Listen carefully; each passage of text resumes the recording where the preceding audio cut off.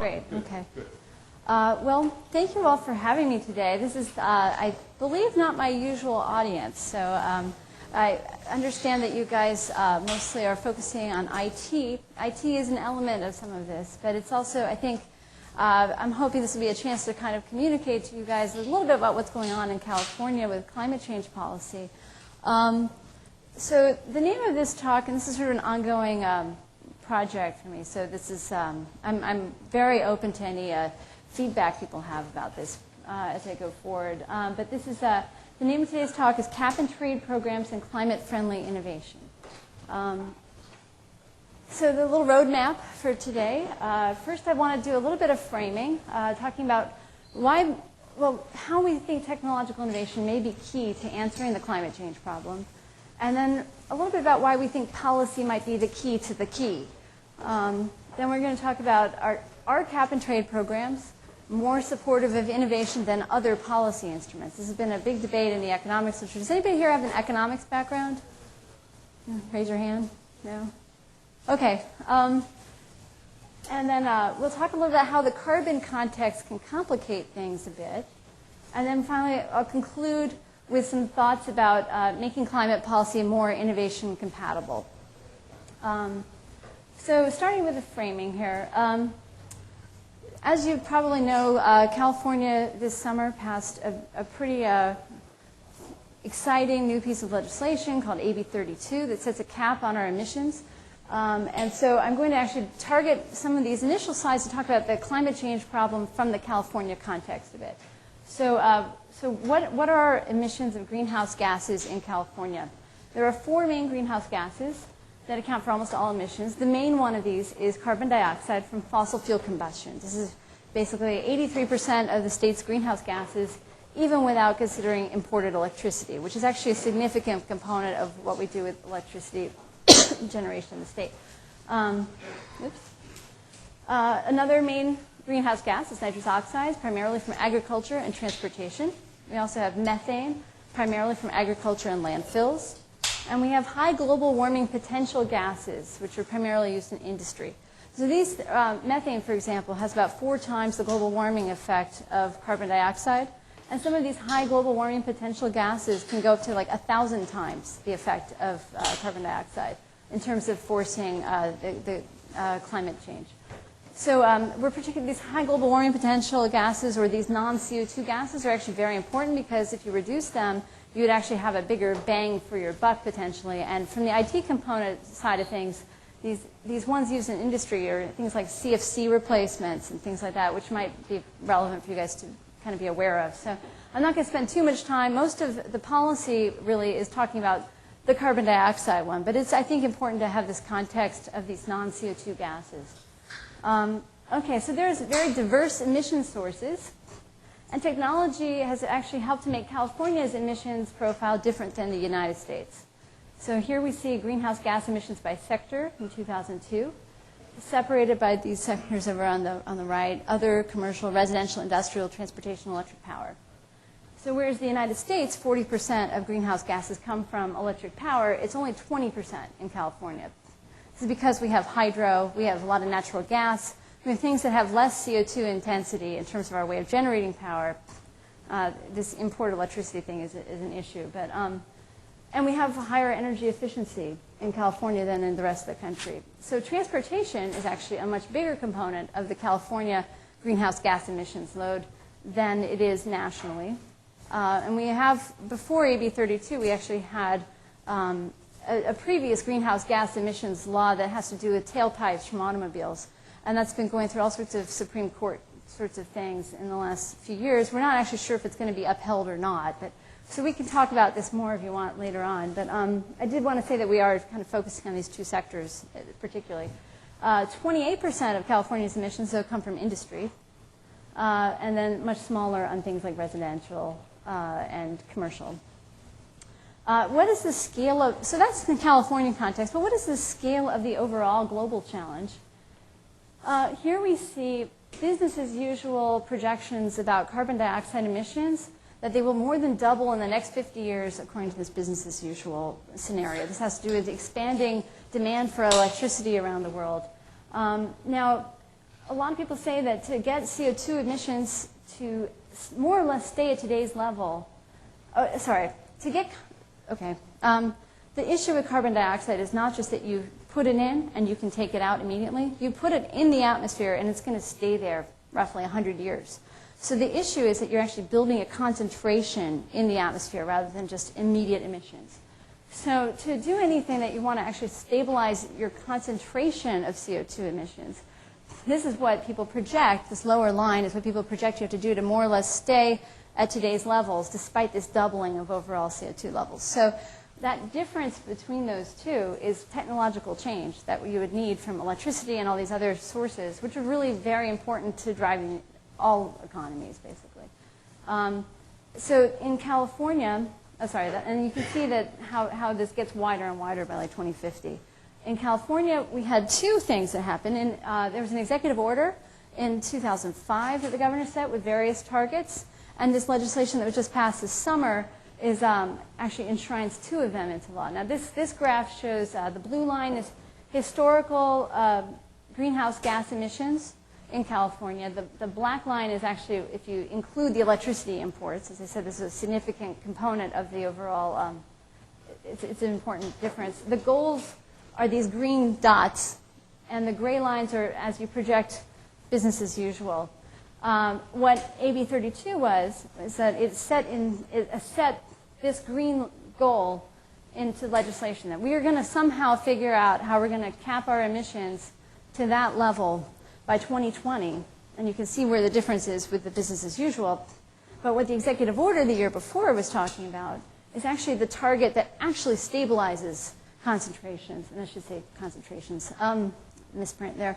That is really a significant difference. That's an 80% reduction by 2050. Now, one of the issues here is not just that what you emit today is going to stay there for a long time, it's also that what you build today may well have a lifetime of 30 years, 50 years in terms of new power generation, et cetera. So even though 2050 seems a long time off, we actually have some decisions we need to start making now that have to do with what's going to happen by 2050.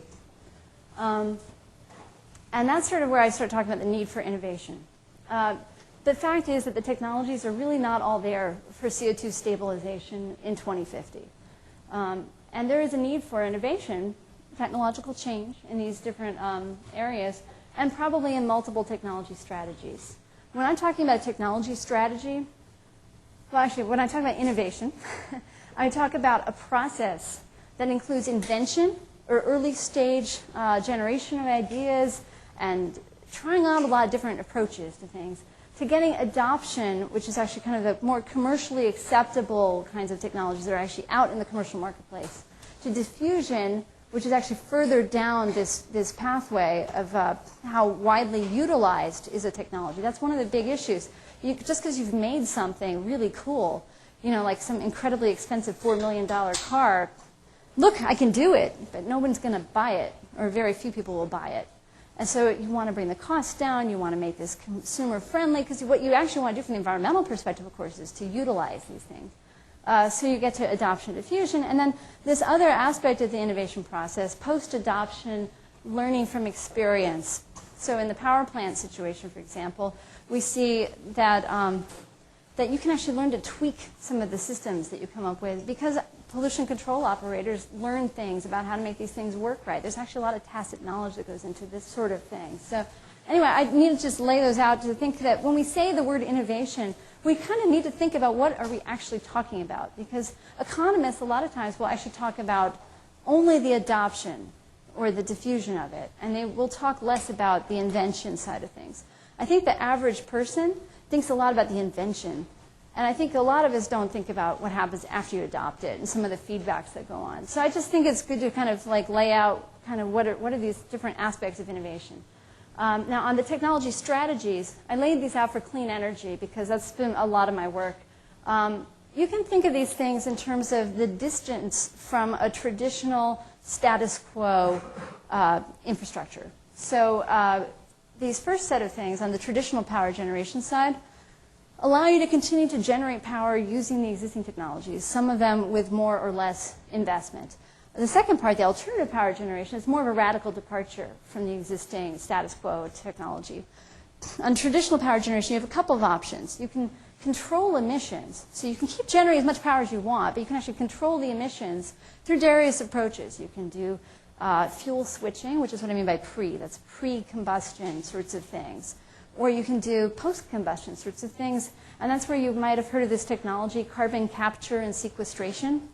And the idea of this technology is that it will take the carbon emissions that have been generated through the generation process, and then it will just inject this in underground reservoirs. So sequestering it with various aspects of, well, anyway, so that's a post-combustion thing. Or another way you can use traditional power generation approaches is just to find ways to reduce power demand. So energy efficiency is the obvious one here. Of course, there's this disincentive for a power plant generator to want to sell less power. And that's one of those little things you have to think about. And whose incentive is it to do what, and where we are in these technologies? That carbon capture and sequestration one, you know, it's in heavy development. It's been used in a couple of locations around the world. And there's a lot of hope for this as a potential technology, but it's definitely at least 10 years away from commercial diffusion, really. There's a lot of issues to think about with the risks of what you do with sequestering the carbon, finding the right kinds of geological reservoirs, et cetera. The fuel switching, we got that kind of down for the most part. You can switch to natural gas. California has done it. You can switch to hydro. You know, so anyway, how far or away, close are these things? There's a lot of energy efficiency stuff that we can do, but it's not going to make up that whole big gap of that 80% reduction by 2050. On the alternative power generation, these are things like, I separate this by centralized versus distributed. So you can actually build a couple of really big wind turbines, or a lot of really big wind turbines. Or you could do things like having photovoltaics on lots of rooftops, and that would be a distributed source versus the wind turbines would be a big central source. You can do centralized photovoltaics. You can do centralized solar thermoelectric technologies. There's a lot of these different aspects. The centralized ones allow you to take better advantage, for the most part, of a lot of your existing grid infrastructure, but you have to do siting and things. The distributed ones, you have to worry about siting on an individual household level. And what happens to the not just the manufacturers of the solar photovoltaic cells, but the installers, you know, and how do you get things going in and out of the grid, that sort of thing. These are all kinds of issues to think about for technology strategies.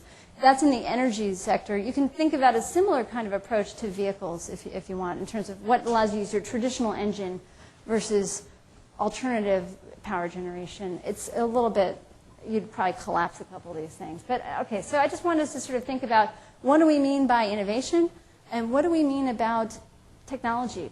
I think that most people say that there's not a silver bullet on climate change, that there's not one technology. I mean, we'd like to have big pushes, moon landing kinds of things, where we end up with like, let's do the hydrogen economy, right? Or we're going to, everything's going to be biofuels. But the thing is, it's unclear how much any of these things will actually work quickly or efficiently or take care of all the problem and not create additional problems further on down the line. So this is sort of to think about what is the need for innovation, and is it only in one area, or do you have to do a sort of a portfolio approach? Okay, so that's on the framing about the technological innovation and how that's needed to kind of address the climate change issue and how do you get to 80% reduction by 2050. What I'm going to talk about now has to do with why we think policy is sort of the key to this key of innovation. Why is encouraging innovation a policy problem anyways? Why can't the private sector just do it? Well, there's a general finding in the economics of innovation literature, that the private sector typically underinvests in R&D compared to how economists measure the societal returns of that R&D. It's compounded in this case because clean energy technologies are environmental in the sense that they help to maintain the public good of a clean environment. That means that the private investment incentives are particularly weak, and the government role is relatively strong in comparison. There's reasons to think about this as, because, you know, photovoltaic cells will at least generate power, so you could sell power, right? But if you're doing the pollution control technologies, for example, like this carbon capture sequestration technology, what is your private benefit of it? It's completely what you're selling to the power companies that are being told that they have to not have CO2 coming out of their generation. So this is sort of where that private incentives gets a little bit separated out. Another reason why encouraging innovation is a policy problem, and also kind of a tricky one, is that R&D has uncertain outcomes. This is sort of a regularly considered finding, that there's all sorts of search issues, and what's actually going to pay off is very uncertain. Good managers will usually use a portfolio approach. And so you've got uncertainty in what might work, and you've got a lot of different options in what you can kind of do. You also have to think that from the birth of a technology to its maturity, you'll often see lots of obstacles, things that are like the scaling up penalty. So just as something works at a 10 kilowatt facility for power generation doesn't mean it's going to work at 100 megawatts or 500 megawatts or a gigawatt or something. So that's something to really think about, is like, anyway. And the other thing, of course, is that what we do now has a long time to have an effect. So you end up starting to lose political will if you can't actually see a measurable benefit from some things. So that's another reason why it's a little tricky. There have been a lot of government actions that affect clean energy innovation. They're in a lot of different categories. And yes, right now we're talking about this legislation, this cap being put in place. But we have to remember that this cap is coming in the context of a lot of other things that are already out there in the policy universe. Things have been tried here in California and in other places around the world. You can think about these in two ways. Some of the innovation is coming out of direct support of R&D. People are like, well, if it's an innovation problem, we should just pour money into R&D. Easy answer. Except that you're not always sure that you're going to get the outcomes that you want, actually, from this. We do lots of funding of R&D. People say that we don't do enough, and compared to other sectors of the economy, and there's some good studies saying this. We fund R&D. We also issue tax credits to companies to conduct R&D. But we also do some other things that have to do with indirectly supporting innovation by affecting the market for a technology, like a carbon capture and sequestration, for example. Things that we've done to affect the business environment or the competitive playing field, we can create niche markets for technologies. So we've created a niche market for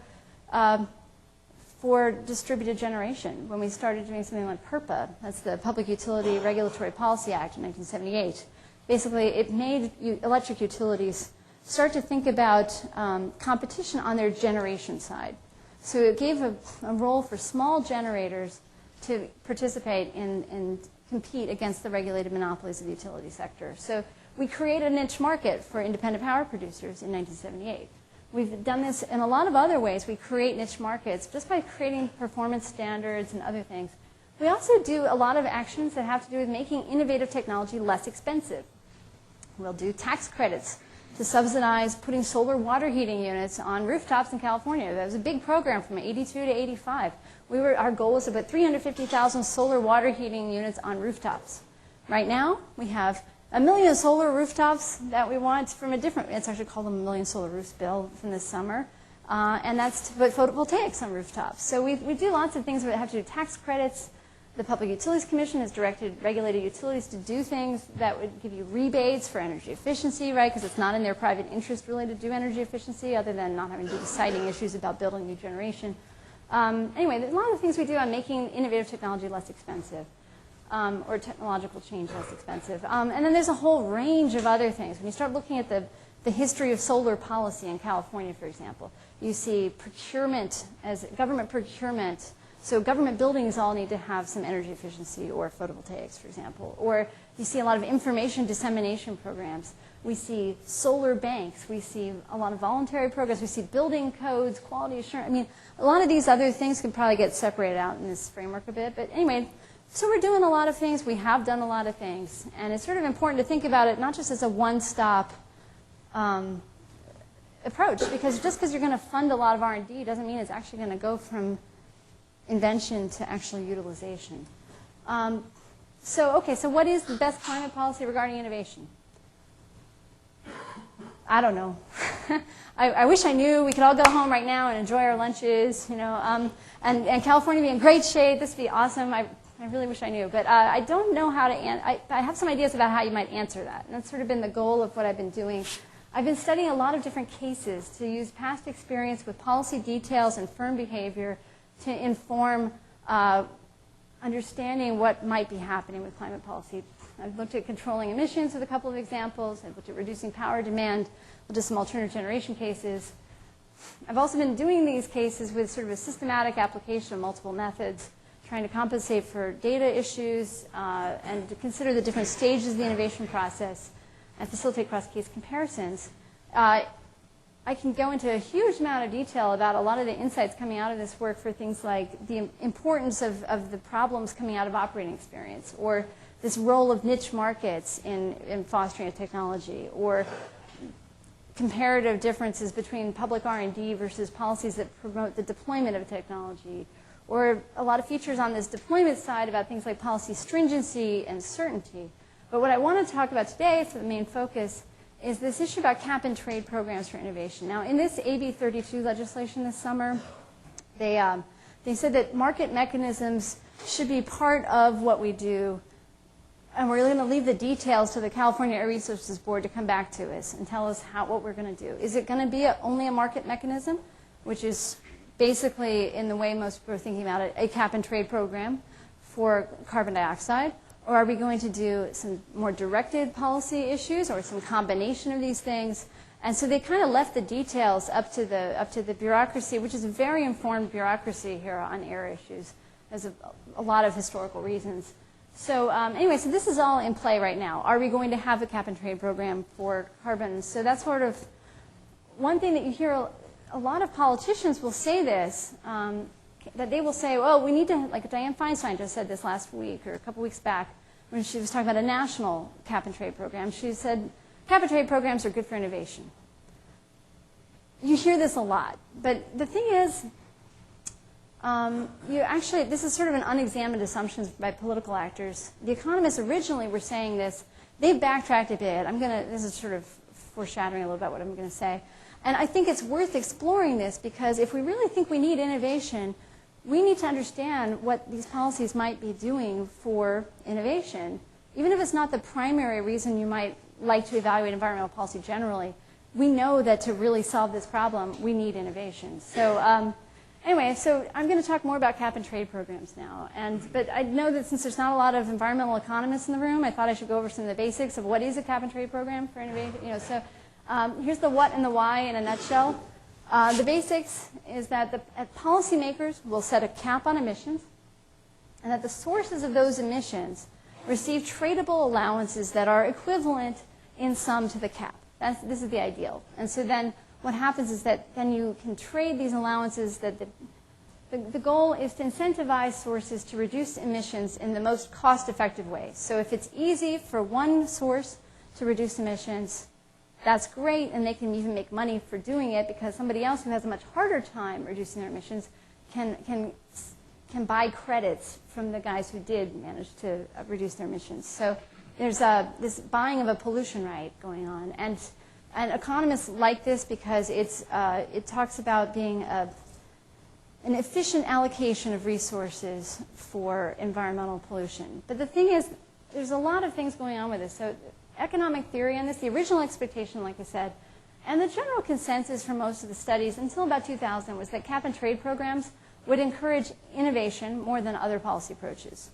The idea was that because it was more cost-effective, then you'll give some people incentives to innovate, those guys who are going to make the money from everyone trying to buy their extra credits, and that the other ones won't, but the other guys don't actually have to do any innovating, right? So does that really make sense? There's at least one argument out there that's really worked out the economic calculations on this about whether this actually makes sense. And the more the traditional models are getting into sophisticated assumptions about the world. So this all works great if you think that there's perfect competition in everything, so that markets are and perfect information, and that there's no strategic effects going on, and people aren't gaming the system, and all these things that would be great if it wasn't for the little messy real-world thing happening. So it's anyway. So what's been happening is studies in recent years have shown that assumptions about the world matter, and also the cap-and-trade program design matters. And again, there's this criticism of the literature that they're not actually modeling the comparison instruments very well either. So anyway, so this is sort of where economic theory stands on, is cap-and-trade better for innovation than other programs? Empirically, we see some evidence of adoption of technologies in response to stringency.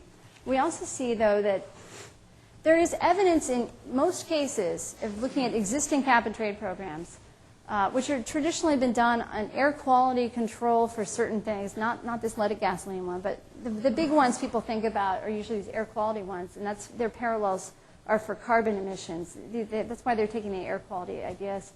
Anyway, the evidence of pre-cap and trade innovation is significant. So that there's plenty of innovation clearly going on before cap and trade programs are implemented. So how can you say that what happens afterwards is superior? For example, this graph's going to show the environmental performance of the most effective and highest cost sulfur dioxide control technology. This line shows average percentage of sulfur dioxide removal rating of units brought online over time. And so this is, since a percentage reduction, you can only potentially remove 100% of sulfur dioxide emissions. And you can see how this line is getting closer and closer to 100%, right? And here's where the cap and trade program comes in, is in 1990. And that's afterwards is the post-cap and trade program. So it's, okay, so maybe it's just easier to do environmental performance or something, you know, like, and maybe the later innovation is harder. But in terms of an overall gauge of effectiveness, this is sort of a, you know, okay, well, most of the percentage reductions are, you know, done beforehand. Anyway, okay, so that's on environmental performance. Here's a couple of graphs on costs. This is the most effective, highest cost NOx control technology for power plants. It's called selective catalytic reduction. And here's capital costs of a normalized system from different studies over time. And here's operating maintenance costs for that same system. You can see the biggest drop happens between 1989 and 1993. Well, when does the cap and trade program come in? 1994. So, okay. All right, so there have only been SOx and NOx, really, on these things in terms of air quality programs. And SOx, most of the emissions reductions happened before the cap and trade program. And on NOx, most of the cost improvements happened before. These are sort of indicators that what is this level of innovation? What are we talking about when we say that this is good for innovation? One question that arises from this is who does innovation? So most of the economic studies of cap and trade innovation focus on emission sources. But here's a question. Do emission sources perform significant research and development, especially for environmental performance?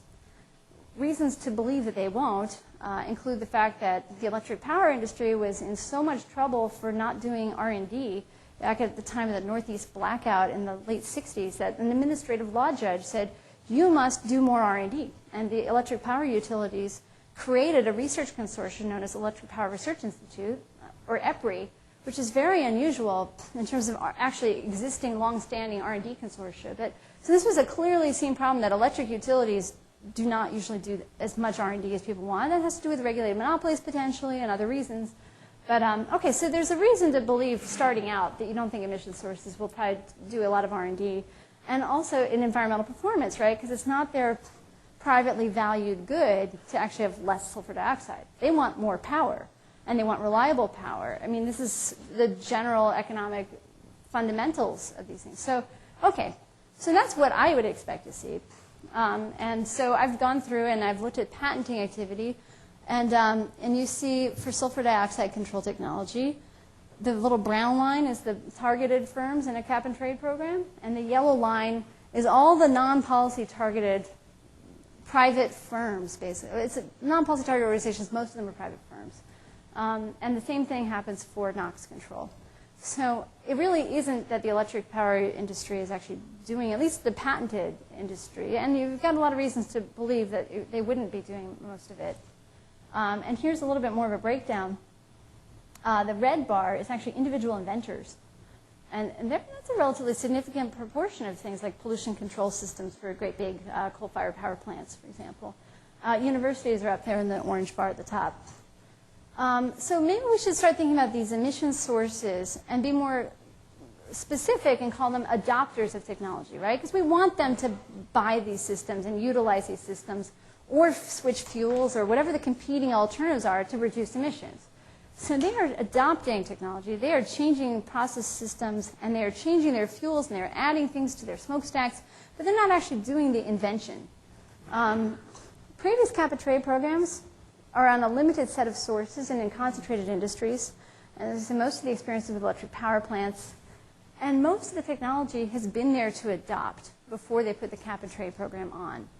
So just as you saw all of that innovation happens before the cap and trade program, you know, there's big reports saying, you know what, this sulfur dioxide control technology is reliable, it is mature, right before they put on the cap and trade program. Okay, so this is good, you know, if we can get sources to adopt things, because there's a lot of evidence showing that, well, not a lot of evidence, actually, I can go into that, but there's, you know, maybe cap and trade programs are really good for getting people just to adopt technologies that are take them off the shelf. But what makes them on the shelf, right?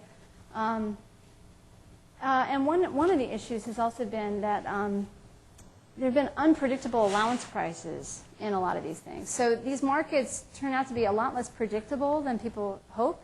So that, you know, what you'd like to do is be able to say, okay, if the price of a sulfur dioxide emissions allowance would be $200, well, then I know whether I should switch to a low sulfur coal or I should put on a scrubber with some degree of understanding about what are the investment issues going on. And that was actually the original expectation in the sulfur dioxide program, was that sulfur dioxide, 1 ton emitted of sulfur dioxide would be $200 a ton. Well, what actually ended up happening was the price dropped to like $70 a ton.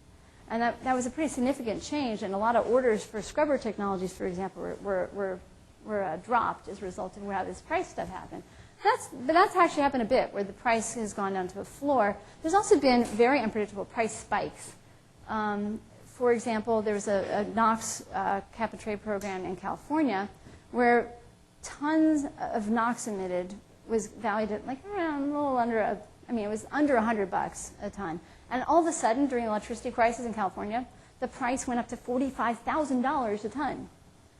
Whoa, does anybody want that to be, you know, but so, okay, this is a huge price spike, and it caused all sorts of issues, and it was very unpredictable, you know, but then you look at the regular stock market and could lose 4% in a day or whatever, you know, recently, you know, and so, you know, is a trading mechanism going to get you something predictable?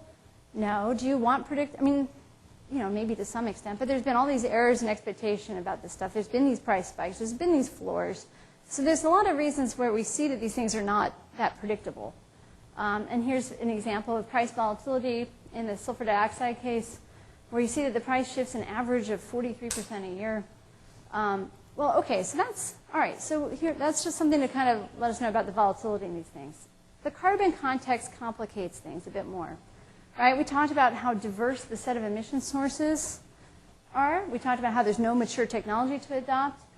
And we've been talking a bit about the diverse creators, at least for those pollution control technologies, the traditional ones. Where do we stand on that for carbon? So climate technology creators that did the same patent kind of work on 3 different kinds of categories of these cases: alternative generation, reducing power demand, and I also did an advanced vehicles case, which I'm just going to throw up there but not go into too much. And again, we see most of the patents are held by non-policy targeted organizations. It's slightly different for vehicles. We also see a varying but sometimes large role for individual inventors. So that's wind power patents. 60% are held by individual inventors. Solar thermoelectric, it's about 50%.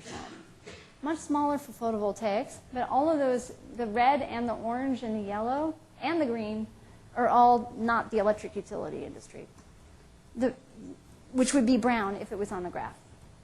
Same thing for solar water heating. Big role for individual inventors. On vehicles, it's a little different. We wouldn't actually think that the regulated ones would be the utilities. We would think about them as the auto manufacturers, because that's the way the environmental policy has been written overall. And actually, in vehicles, you do see quite a bit by the regulated firms. In both cases, this is the one of these is hybrid electric vehicles, and the other is fuel cell vehicles. What do creators want? So if I'm making a technology, and I'm not the guy in the cap and trade program, but I'm selling to the guy in the cap and trade program, what do I want? Okay, I want some certainty that I'm going to have a market. I want to know that I'm going to actually be able to compete against my alternative competing technology. So if, say, I'm making a pollution control technology, I'm going to want to know that I have some market somehow to be better than fuel switching. I want to be able to tell that to my investors. I want to be able to tell that to anybody. And that price volatility of those markets is actually kind of a problem here. I also want, ideally, an expanding market, right, to be able to make it worth my R&D trouble, to be able to take on any of this uncertainty about a successful outcome. Here's carbon dioxide, the only really like kind of the big decent cap and trade as a cap and trade program going on is called the European Union Emissions Trading Program, Emissions Trading Scheme, EU ETS. It's only been around since 2005, but this is a monthly percentage change in average prices for CO2 permits. And here we see, not on an annual level, but on a monthly level, an average price shift of about 17.5% a month. And you also see it's gone way, way down again. So what does that mean for, will people just buy the credits because the credits are cheaper than my technology? Or will people use the fuel shifting because it's cheaper than my technology? How will I be able to predict this? People were not saying that the prices were going to go this low. And we don't really have any real reason to think that they're going to go a lot higher. This is only a pilot phase program. This is the one that the Schwarzenegger administration has been looking to try and link California to partially, and one of several. He's also doing some 5-state approaches. So anyway, so price volatility is happening. So what are so economists, various people have proposed ways to address this price volatility issue. One has been this idea of banking the credits. That means that that if I make it an emissions reduction in 1 year, I can kind of hold on to any of those gains I made and not actually have to deal with it when things get to be a tighter market. It gives me more margin to deal with things. But the problem with banking, so that's great for an emissions source, but if you're actually the guy selling the technology to this company, anything that gives them permission not to buy something that you think is not going to help your market. It helps this dilutes the demand for innovative product X, at least temporarily, over time. Another thing people propose to deal with uncertainty and those price spikes has been things like something called safety valves. A safety valve would be setting a maximum price on the price. So it can't go from $100 a ton to $45,000 a ton. Maybe it can only go to $300 a ton. Well, okay, so let's think about what does that mean? Well, it means that you know that it can't get any more valuable to somebody to make this decision past a certain level. So it gives you some certainty, but it may not actually enhance your demand for innovative technology X versus alternative technologies and allowances. There's also been a number of other proposed design features of cap and trade programs that are right now in the middle of this discussion about what we're going to do in California. One is this role of offsets. An offset, so remember CO2 is emitted, and CO2, which is through sources, but CO2 is also sucked back in out of the atmosphere through something called sinks. An offset, for example, would be planting trees because they would absorb CO2.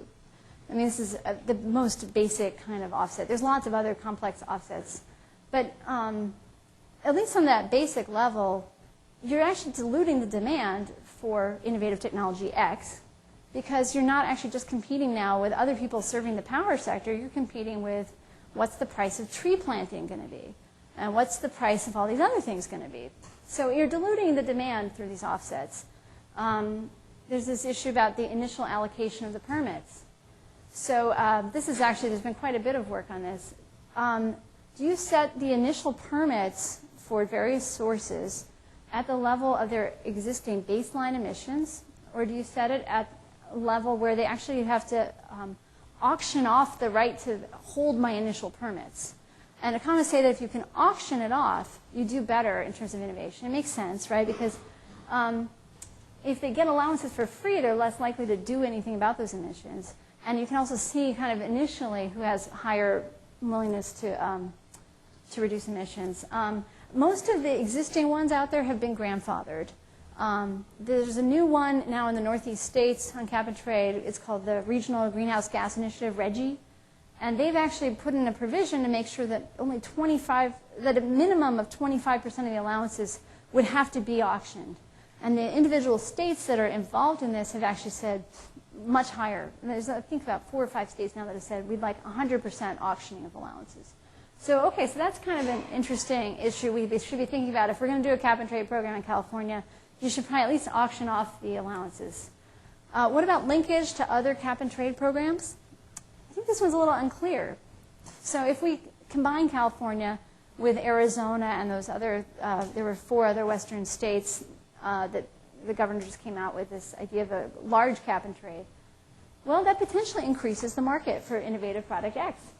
But it also increases the cost of doing business to creators. It may not be so bad for 5 western states who have similar kind of power generation issues, and anyway. But it might be kind of different if you're combining California with the European Union.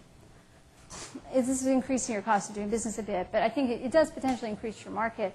Except that if you start having offsets linked between the different cap and trade programs, so any of those offset problems that are already there, now instead of just planting trees in California, you're planting trees in the Netherlands or something. Or like the Kyoto Protocol itself has offsets built into it, which basically means if you plant trees in other places, you can actually get all sorts of different credits for things. But anyway, so these are interesting elements that you have to think about. I want to conclude now with just sort of some general brief thoughts about kind of summing things up about how we make climate policy more innovation compatible with this fact that the ones who are doing the innovating are not the ones that we're regulating.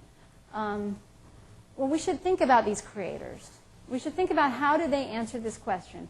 Will there be a market for innovative product X in the short or the long term? How certain is that market? We need to think about stability. People will say in these interviews that certainty in government policy is really very important for people to figure out if it's worth their investments and to attract investment. And so they like to talk about more stable government policies and signals of stringency. For example, there was one guy from a solar water heating company who said, you know what, I'd much rather have a low level of rebate for 15 years, but instead of a high rebate for only a few years, because it allows me to do my planning and hire people and all my different investments with some stability, knowing this stuff's not going to go away. Tax credits often go away because it's the first thing that kind of goes when you start to have budget issues. Well, do you really need that tax credit for this industry? I mean, Ronald Reagan campaigned against tax credits for solar partially. George Deukmejian, the governor of California in the 80s, campaigned against solar tax credits. So anyway, so tax credits are not necessarily a good, stable government policy. Maybe a cap and trade is. Maybe if you can kind of keep it going for a long period of time, you can actually produce some sort of stability, except for those problems, those big price changes, and some of these other little aspects where you make it less of a perfect market. The X Prize might be an interesting approach, but an X Prize, is if it's a one-shot, means maybe you've invented something great, but do you actually get it to utilization? And R&D support, again, it's great. There's some issues where you get to pork on R&D projects, like in the Clean Coal Technology Demonstration Program. But you don't know necessarily if you have a long-term signal to investors. We also see that strategies of targeted actors will also be directly important. And so that's why you actually care about the adopters, too. What incentives do they have for adopting a new technology? You want to focus, I think, more on source mitigation, not offsets. If you really want to focus on getting innovation in these sectors that you need to make this difference to get to 2050 to 80% reductions, it's just you need to be a bit more focused, I think. And you need to also, I think, actually having some more predictability on this allowance price would really help with long-term planning. One thing people suggested rather than necessarily banking has been if you can get more transparency in the market. Some other people suggested, what if you put in a futures market?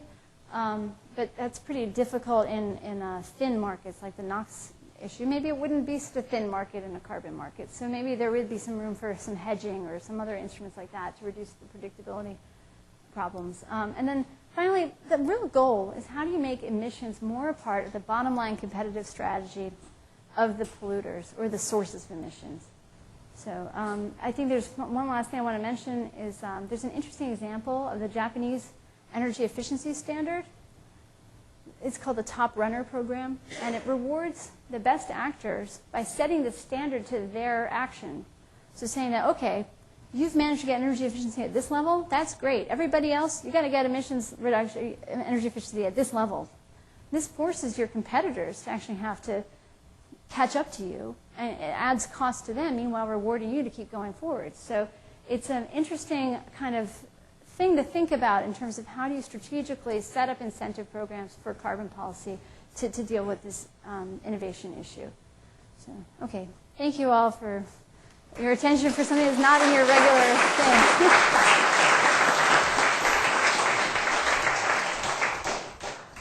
We have time for a couple of questions. First of all, are there questions from any of the... Yeah, any questions from other campuses? There's a question back here, and please, let's use this microphone so everyone can hear you.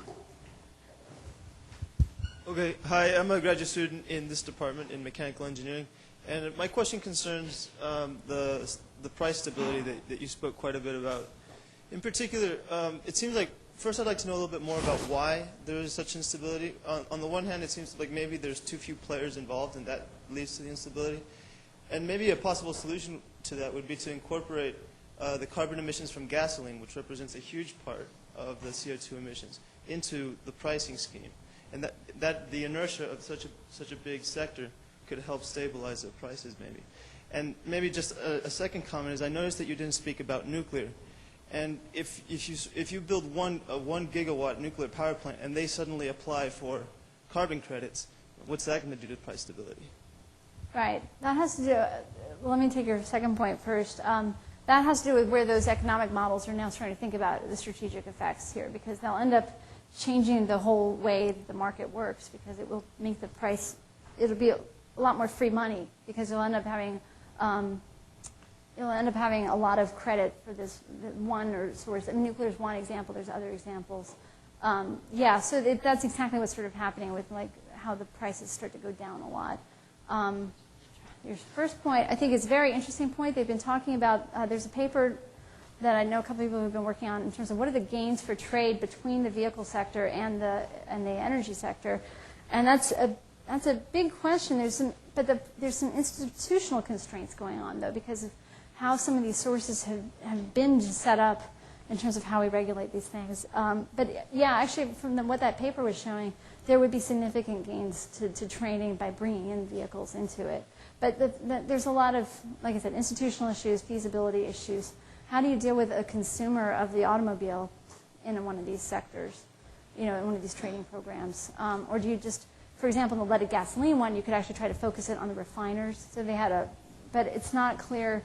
And that's where this carbon fuels standard thing is going into, potentially, which actually has a lot of promise on this. So if you can actually reduce the carbon content of the fuels, you're not actually dealing with vehicles that are spread out widely through the general population. Now you're talking about dealing like in that lead phase down program where you basically gave refiners a total right to lead, and they basically traded and came up with lead substitutes and things like that that allowed you to kind of reduce that. So those are both very interesting points, and I think they're definitely worth thinking about. Yeah. My question is, you showed the rapid adoption of NOx and SOx technologies that reduce their emissions, but what drove the power companies to reduce those emissions if there was no policy in place? Oh, there was policy in place. It just wasn't cap and trade policy. It was traditional environmental regulation. It was command and control, as it's termed. And so it's basically, they had performance-based standards which said that you need to reduce emissions. And the states had different state implementation plans and things. Now, the problem, there were a lot of reasons why you didn't, it's not actually, that wasn't necessarily rapid adoption of the technology graph. That was about cost coming down. Adoption was embedded in the x-axis because that was about, because basically one thing that happened was that if you had this whole thing with something called new source review. So even though the standard was set in 1979 on SOx emissions, for example, that you'd have to put in either a wet, I'm not going to wet scrubber, dry scrubber. Anyway, you either used low sulfur coal and you had to use a scrubber of one type, or you used high sulfur coal and had to use a scrubber of another type if you were something called a new or substantially modified source. So what everybody did was they said that we're not doing substantial modifications, and they didn't build any new sources. And so with nobody doing new source review, this is this big issue a couple of years back about, do people actually have to then do these emissions? So there weren't actually that many of these systems adopted, but there were because of certain state policies and a lot of innovation and learning by doing where they were adopted. There was internationally a lot going on. German standards were very important to everything. So, but none of these were cap and trade programs, what was happening in Germany or in the US or in various states. And it was basically people kind of figuring out how to work these things when they knew they had to. And meanwhile, well, there were a lot of different strategic gaming kinds of things going on. But, sorry. Okay. Hi. It seems to me that that the cap sort of encourages innovation and the trade sort of slows the innovation down. Is it too radical of an idea to sort of identify where innovation is needed and to maybe not allow trading within that area? So to put a cap on in the areas where innovation is needed and not allow trading in that area? I don't think that's too radical at all. I think we're in the middle of working things out exactly like that. I think that's a great idea, actually. I think that a lot of people say that the cap is what really matters for innovation to get effectiveness. To get the trade is supposed to help with reducing the costs of that, and supposedly, and you know, to help people to actually think about their overall system. So what's different about the carbon context too is that unlike sulfur dioxide, where it's sort of limited, you could see many ways in your production process where you might maybe internally reduce your energy use. So you could actually make a more energy efficient thing internally to your organization. So, yeah, and well, so the thing is that where those other features reduce the effectiveness of the cap, I think is an important question. I'm not so sure about if you can actually categorize where the most innovation is needed. You can try, but I think that there's a lot of surprises that end up happening technologically. And so it's sort of, you want to have something that can be somewhat adaptive. So one thing I've been thinking about is, you know, something kind of similar to what you're thinking about, kind of really focusing on certain sources and try not to allow so many escape clauses, but then come back every few years and try to, like, what is the state of the technology? And try to put incentives into this sort of discussion for the innovators to say, actually, my technology can do this. And then try to figure out ways to get those technologies from those little guys out there more broadly. But yeah, I don't know if you can categorize the innovation needs necessarily, because there is a diverse set of issues. But We have time for one more question. From other speakers, I get the impression that the California users have stabilized their energy consumption per person over a great number of years. And this is in contrast to the rest of the United States and the world. The other point is that where California has messed up with the market situation, we have resulted in Enron, and more recently, why we tried to tax the energy producers for extracting things out of the ground, which California and Alaska readily do, but the politics allowed that to go by, and it just doesn't make economic sense. Yeah, so yeah, that's the thing about command and control regulations. It actually seems to work, despite the bad name it gets. Sort of, if you think about command and control and you include energy efficiency as command and control, which it doesn't, they don't usually, because usually that term is reserved for air quality things. But yeah, that's a really powerful graph, what happened to California energy use because of California energy efficiency standards. And one of the things that Diane Feinstein was just saying that she's introduced is not just it's not just a cap and trade program nationally, is to make California's energy efficiency standards national. And because basically we're really we've managed to not have to create a lot more power plants to serve our growing population because of our energy efficiency standards. And so, but yet these are not fully adopted everywhere else in the country, for example. So that might be, for the national problem, a really important way to go. And there's probably more room for that internally to the U.S. I mean, internally to California too, but we've already done a certain amount of low-hanging fruit on these things. Same problem in Japan, actually, which is also contemplating this. They have such an energy-efficient economy. Does it make sense for them to get into a cap-and-trade program? Because are they just going to buy credits from other people because they can't reduce their emissions anymore? And any kind of a cost of it. So would this be a net outlay of Japanese money to other countries that have been less energy efficient over time? So where's the equity on this and the reward to people for actually doing good things in terms of making cleaner energy or reducing energy use? Very interesting and controversial topic. Thank you very much for your lovely talk.